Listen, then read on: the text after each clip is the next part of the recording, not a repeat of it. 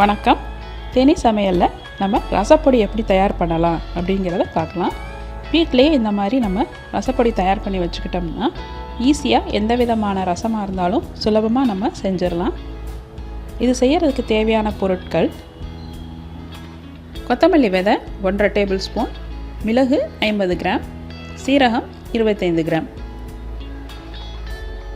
துவரம்பருப்பு 1 table spoon, கடலைப்பருப்பு 2 table spoon, வெந்தயம் 1 டீஸ்பூன்,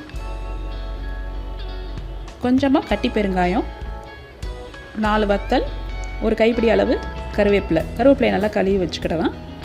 வத்தல் நீங்கள் காரத்துக்கு ஏற்ப கூட்டி குறைச்சி யூஸ் பண்ணிக்கலாம்.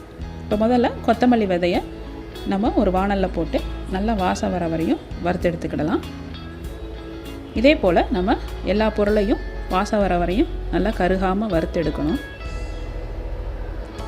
இப்போ கொத்தமல்லி நல்லா வாசம் வந்துருச்சு. இப்போ இதை இறக்கிட்டு நம்ம சீரகத்தை வறுத்துடலாம். சீரகம் அதே போல் நல்லா வாசம் வர வரையும் வறுத்துருவோம்.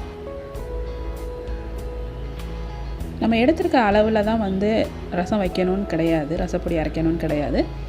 நீங்கள் ஒவ்வொரு தடவை ரசம் வைக்கும் போதும் நீங்கள் டேஸ்ட்டு பார்த்துட்டு அடுத்த தடவை அரைக்கும் போது ஏதாவது ஒரு பொருளுடைய அளவு கூடுதலாக தெரிஞ்சதுன்னா அதை கொஞ்சம் குறைச்சி அட்ஜஸ்ட் பண்ணி நீங்கள் ரசப்பொடி அரைச்சி பாருங்கள்.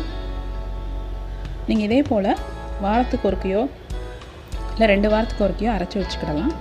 அடுத்து மிளகை போட்டு நம்ம வறுத்து எடுத்துக்கிடலாம். அப்பப்போ வறுத்து செய்யும்போது நமக்கு அந்த வாசம் போகாமல் இருக்கும். அப்போ ரசமும் நல்ல மணமாக இருக்கும். இப்போ அரைக்கிற அதை நம்ம ஒரு 2 வாரத்துக்கு வச்சுக்கிடலாம். அப்புறம் திருப்பி இதே போல் நம்ம அரைச்சி எடுத்துக்கிடலாம். இப்போ மிளகு நல்லா வறுபட்டுருச்சு. அடுத்து கடலைப்பருப்பையும் நல்லா கருகாமல் அடுப்பை நல்லா சிம்மரில் போட்டு வறுத்து எடுத்துக்கிறேன். இனி துவரம்பருப்பு அளவு நம்ம எல்லாமே கொஞ்சம் கொஞ்சம் எடுக்கும்போது எல்லாத்தையும் ஒன்றாவே போட்டு வறுத்துடலாம். இனி வெந்தயத்தை லேசாக சூடு காட்டினாலே போதும். ரொம்ப நேரம் வறுத்தோம்னா ரொம்ப கசப்பு சுவை கொடுத்துரும். வெந்தயம் வறுபட்டுருச்சு. இனி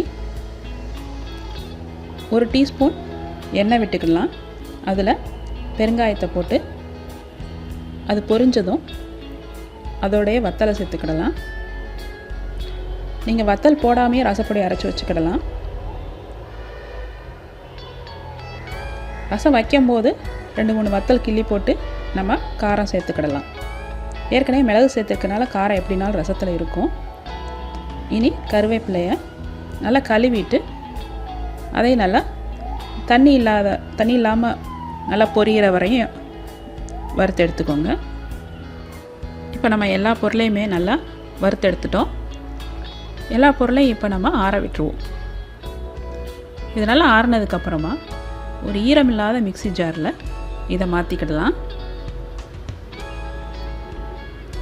நம்ம ரொம்ப பவுடரியாக அரைச்சிடக்கூடாது, கொஞ்சம் கொரகொரப்பாக அரைச்சி எடுத்துக்கிடுவோம்.